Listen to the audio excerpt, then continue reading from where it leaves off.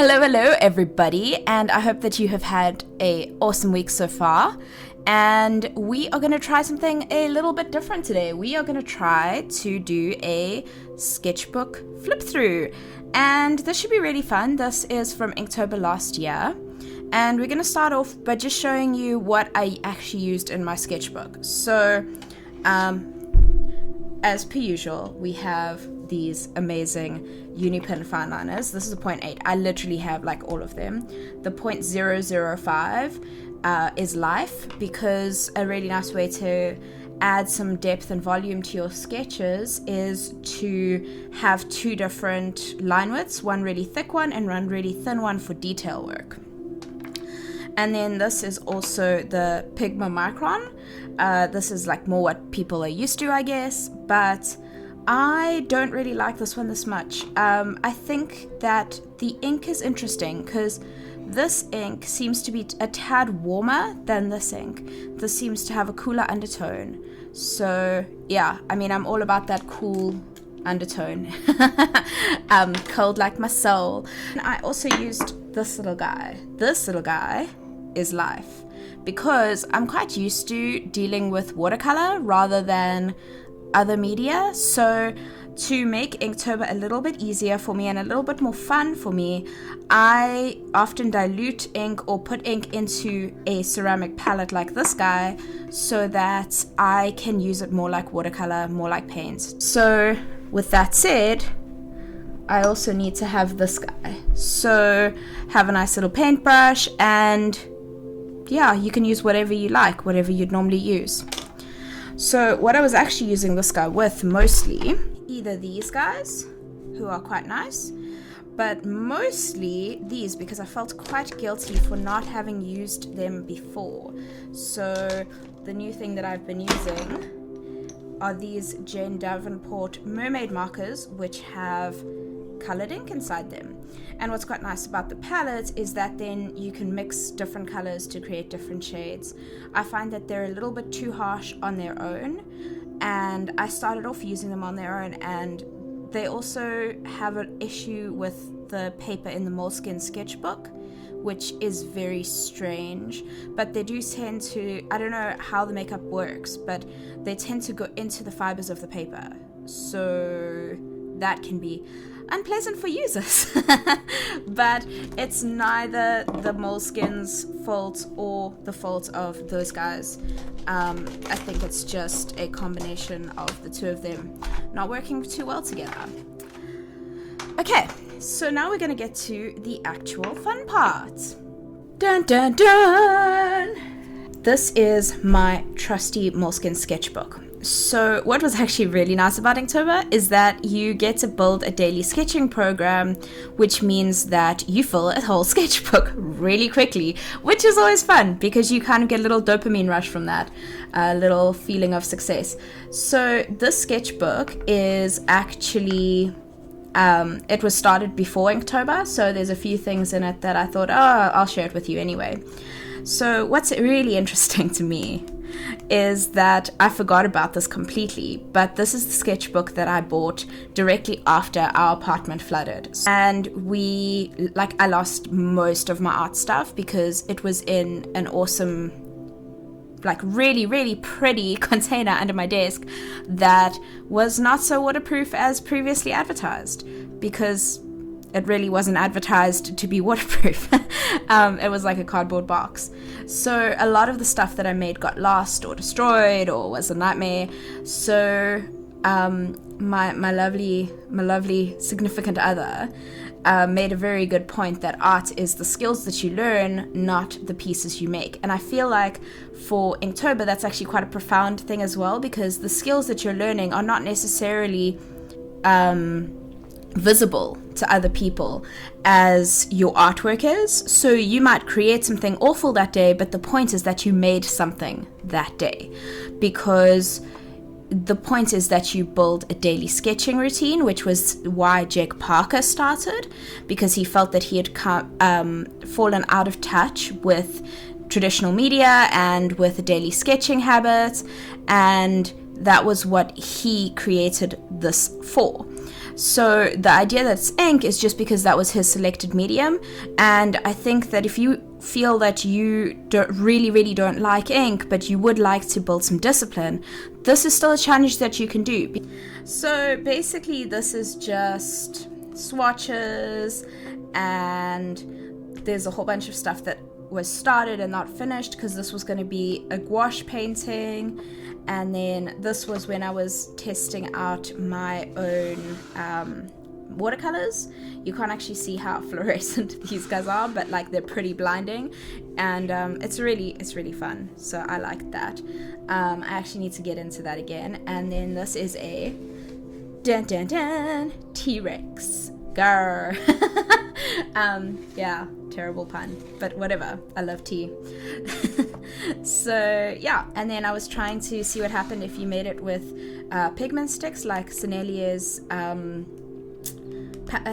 dry pastels, soft pastels, which are one of the highest pigment loads of any art supply. It works, it's just not as good as using plain pigment, obviously. And this guy is one of the first things I ever did in gouache. This is actually with the Marie's gouache, which is, it's okay. It has some weird shininess to it, and yeah, I don't know. This picture's okay, I guess. This is from when we went on holiday and I had a delicious fancy cocktail in Neisner. So let me turn this for you. I mean, even though it's not really Inktober, it kind of is the style that I did most of my Inktober in. Cool. So this is from the Viviva, or Viviva, however you want to say it, color sheets. They're dye based, so I guess technically they count as ink as well. But yeah, I didn't really use them for this. This is another unfinished picture, a little quote: "We cannot become what we want by remaining where we are." So yeah, some inspiration for you, some unfinished flowers, an unfinished cocktail. Okay, and then this is where we begin. So this is the Inktober 2018 prompts list, and I actually had another project that I needed to do before I could start Inktober, and there was a bit of overlap, and I needed to make a logo for an alcoholic beverage. So what I did is, I mean, it fits well with poisonous because, to be honest, alcohol is one of the most poisonous substances that we use on a regular basis. And I decided to do this, which is one of my favorite pieces from Inktober. If I could just get that to stop. This is brain beard. So in Afrikaans, brain is brown and beard is bear. So, but it's also beer because it's for an alcoholic beer. So yeah, and then I thought it'd be really cool if beer included like a flavor like rooibos, because in Cape Town there's a huge culture of craft beer. So I thought it would be really cool if craft beer did something interesting like use rooibos. I don't know if it's possible, but I know gins do it, so yay for gin. Anyway, so that was that. So the next prompt was tranquil, and I started off with these fish in the back, and I really liked them, and then I thought I would try to do a goldfish, and then I didn't really like the gold. You can't even really see that it's gold, but there's gold accenting on the fish, and it's okay. You know, again, the skills you learn. So the next one was roasted, and I like my little marshmallow. It makes me happy. I really like the texturing that I did on the marshmallow. And then this is possibly my favorite piece from Inktober. So this was actually the first piece that anyone actually asked me to repost, and that made me really excited. So the prompt was spell, and I thought I would make a cute little rat, and I used Luna Lovegood's wand because yay Ravenclaw, and she's an awesome person in general. And then I did like a wet on wet technique with this, and I really liked how that came out. I don't know if I can repeat it, but I liked how it came out in this piece. And then I didn't like the prompt chicken, that it really irritated me. So I decided that I didn't want to draw a chicken, because I feel like if you draw something that's really, really obvious, the prompt becomes more of a popularity contest of like who drew the best chicken. And like, that's not what Inktober is about. It's about having a competition with yourself to see if you can do what you set out to do. So I decided to do something that I preferred, which was actually from the amazing movie Back to the Future, which it has Marty McFly and a hoverboard and a lot of brand placement. And I just remembered that he really headed to be called Chicken, and it drove a lot of the plot. So the next piece is where I cheated a little bit, because I bought these from Schminke, which is, I'm not sure what this one is. The pigment is PR101. But so it's like kind of like a Venetian red, but it's not called Venetian red. And then this is Terravert or Green Earth, and I really wanted to test them out, so I ended up using them a little bit here. This is mostly the Jane Devonport inks, but there's a little bit of this brown pigment on the doggo. So this was Drool, and I really liked this one. This is maybe my second favorite piece, because yeah, stippling is really, really, really tedious, but I feel like my best work comes from stippling, so there's a little bit of an inner conflict there, but yeah. This one was, the prompt was exhausted, and this is what I'm talking about. So for example, I don't know if you can see, there's a little bit of purple coming through, and that's because the Moleskine paper and the Jane Devonport markers don't like each other very much, which is fine. And yeah, I thought that exhausted was really negative, and it had like negative connotations, so I wanted to make something more positive with the negative prompts for Inktober. So I decided to draw a cute bear. So yeah, so here you can see sort of what happens with the markers. It's very strange. That's from Copic markers, so that's nothing exciting or unexpected. But yeah, the Jane Devonport markers can go through the paper, which is fine, even though they are water-based ink, but whatever. Anyway, this one was Star, and I really liked it because I really, really enjoyed doing a little star-nosed mole, because they're like the cutest creatures. They're so freaky and awesome. And then the next prompt was Precious, so I drew my Precious. I'm a massive, massive Lord of the Rings nerd, and I was going to do, you know, Gollum's my precious. But I then realized that the most precious thing to me is my little doggo, who has her own Instagram account, because Suki is just that awesome. But I really liked her eyes and how they came out, so that was really fun. And then the next prompt was flowing, so I thought I would do some flowing locks. Yeah, I'm not a fan of this particular thing and how this came out. I did like how the universe thing came out, but I tried to do the same thing that I did with the wand, and it didn't work out, so whatever. The prompt here was cruel, and I thought that the cruelest thing that we own is our own brain, so yeah, self-explanatory, I guess. And then the next one is actually not this guy. It's actually in the back here, because it became separated. I'm not really sure why. I think I did it on a different piece of paper. But anyway, whatever the reason, it is actually this guy, which is Whale. And this was done with the Jane Devonport markers again, and I really liked how this one actually came out. It was very cute, and it looked like it was underwater, and that made me really happy, and yay, okay. Yeah, so the next one was guarded, so I drew a guarded heart, and I don't know if you can actually see this, but it has like a holographic look.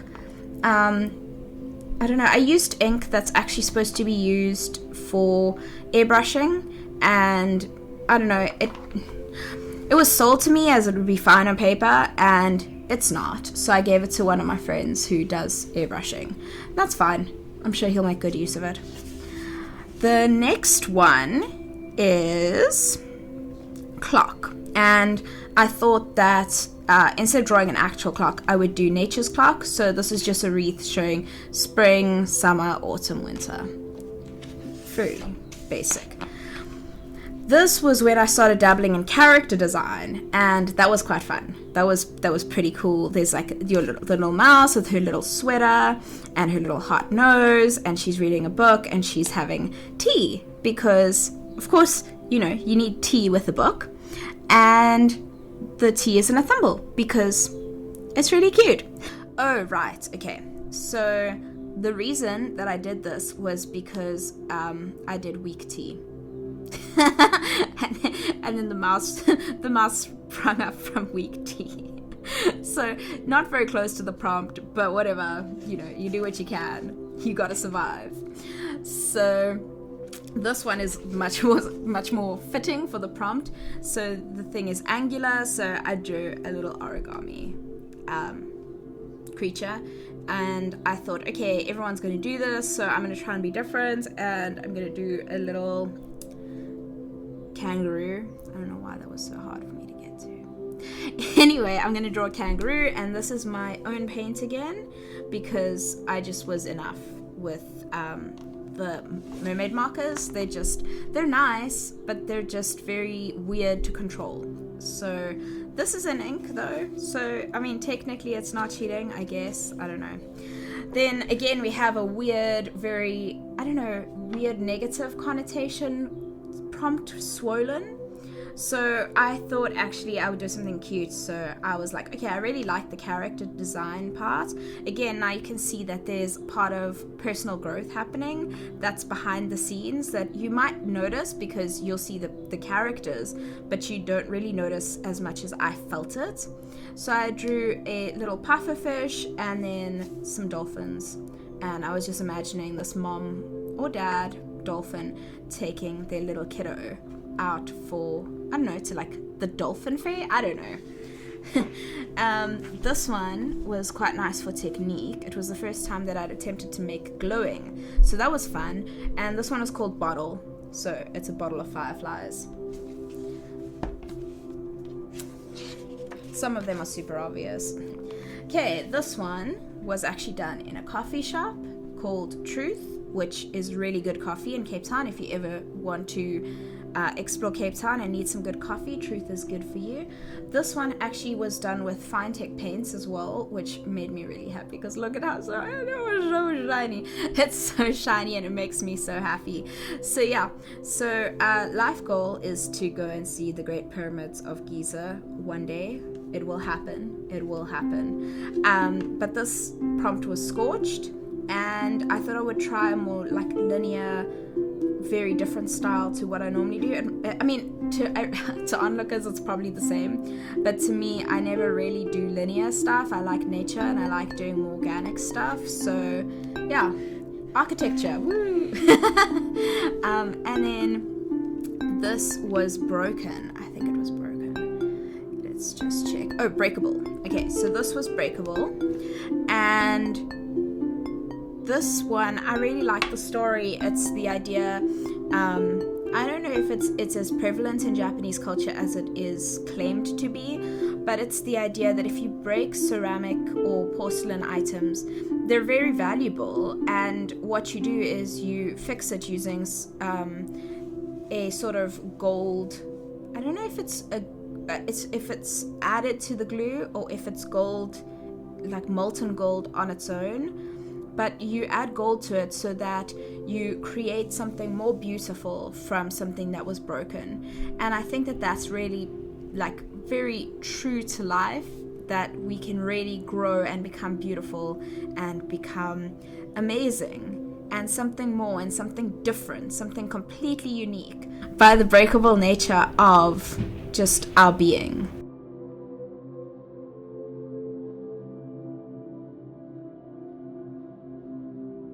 Okay, Then the next one is drain, and I really did not fancy doing a drain clogged with hair and being disgusting, and I just didn't want to.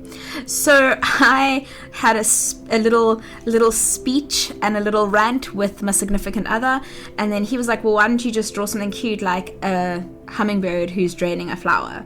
So that's what I did, and I tried a technique called Grisaille, which is where you put an undercoat on of like a dark purple or a grey. So this was created with a mix of the Jane Devonport colors, and then I did an undercoat on the bird, and then I used the Fine colors again because they really make it really pretty, and they make me really happy. Okay, so the next one was expensive, and the idea here was that one of the most expensive things that you can do is go to university, #student loans, but also that knowledge is honestly one of the most valuable things that you can get in life. So this was supposed to be the beginning of a quill, and it's the idea that something simple from nature can be made into something that is shaped by man and then can be used to record anything that we like. We can make up stories and we can record knowledge. So yeah, cool. Okay, the next one was mud. So I tried a little character creation thing again. Not a big fan of how this one turned out. I really like the duck. Like, I really like the duck. But the pig is weird. I don't like the pig. But whatever.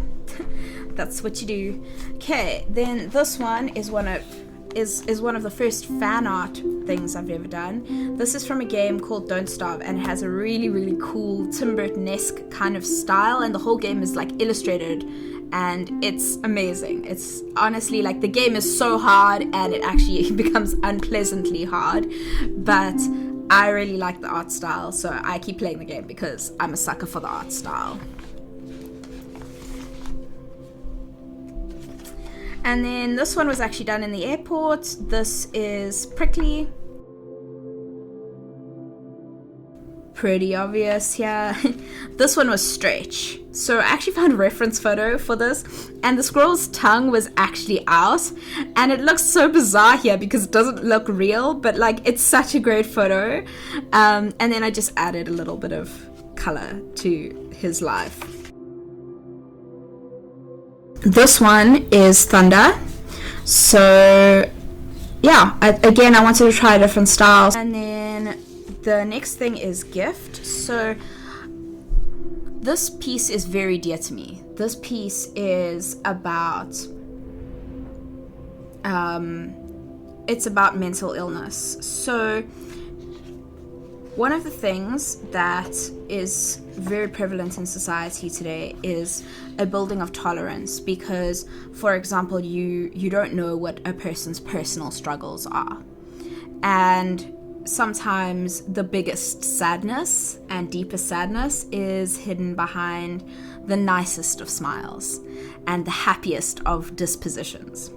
So one of the things that I get really angry with, I mean, I get triggered by a lot of things, but this really triggers me, is when people say to people who are suicidal or depressed or too anxious to do anything, that life is a gift. And the prompt for this was gift. And it's kind of weird because I spent so much time making the negative prompts positive. And this is like a really positive prompt, and I decided to make it not negative, but very serious.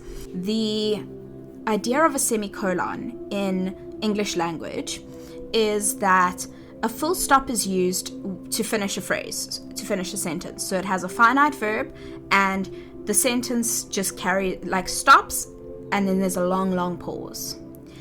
Or it's just done, and that's the end of it. You'll finish a story with a full stop. Semicolon works to separate two complete phrases. So you'll have two finite verbs, and the sentences could well stand on their own. But you want them to be more closely associated, and you don't want them to be separated by something as severe as a full stop. You want them to show how closely linked they still are. So you can't put a comma there because that would be a comma splice, So instead you put a semicolon, which is a comma and a full stop to show a longer pause. And the idea, the relation to mental health is that you don't stop. You don't commit suicide, or you don't give up. You just pause and you carry on. And I think that that's really important, and why I linked this to gift was because firstly I get triggered when people say like life is a gift in these circumstances, because it's really not. It's more of a trial.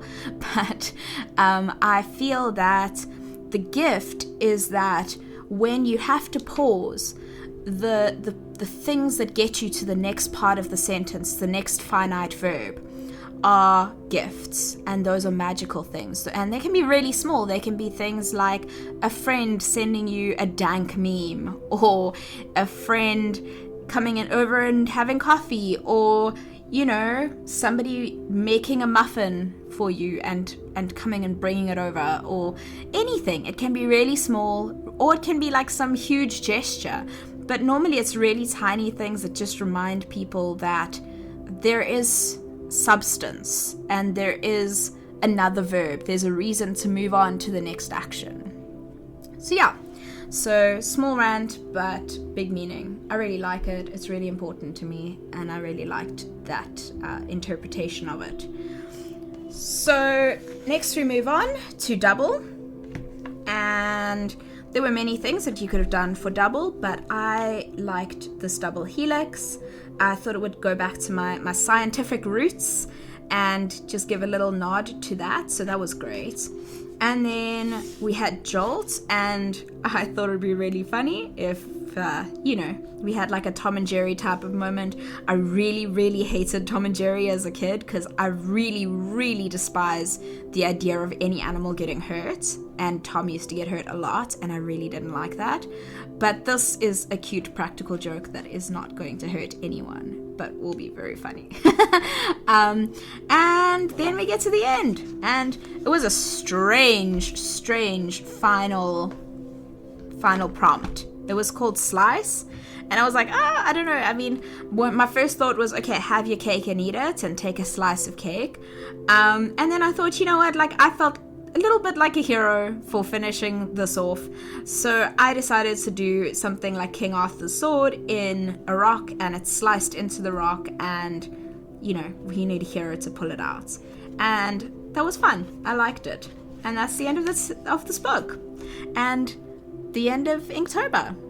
Love you lots, and have an awesome day, week, month, year, all the things, and good luck with Inktober, guys.